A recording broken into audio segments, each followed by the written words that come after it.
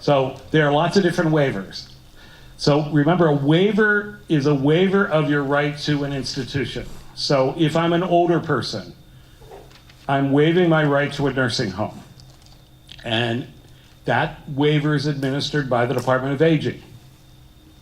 And it's called the passport waiver, among other things. So if I'm a senior citizen and I'm on Medicaid and I don't want to go to a nursing home, but I do need help with a shower and I go to the local area agency on aging and apply for that.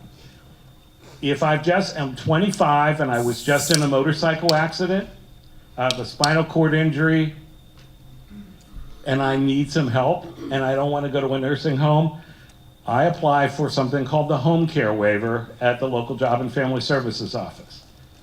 The thing I didn't tell you about waivers, the other part of that settlement is that a waiver must always cost less than the institution.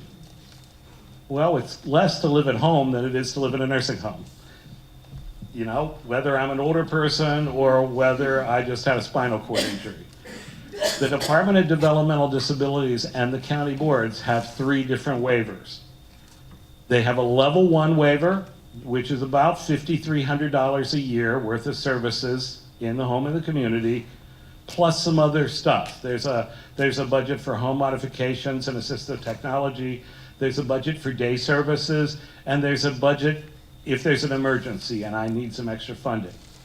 There's a self waiver that provides $25,000 worth of services if I'm a child, and $40,000 worth of services if I'm an adult. You can actually, I didn't bring a copy because things are changing so rapidly, but you could go to the Arc of Ohio website and there's a chart for these. Oh, you brought a copy? Oh, I guess we do. And then there's the individual options waiver. The individual options waiver it has 2 budgets. One for during what I need during the day, other than school, if I'm an adult, and what I need in the home and the community. That goes from about $5,300 up to the average cost of a state institution, which could be in the hundreds of thousands. Most people are well below that, more like 50,000 or less. So if I need to live in a group home, I need an IO waiver, an individual options waiver.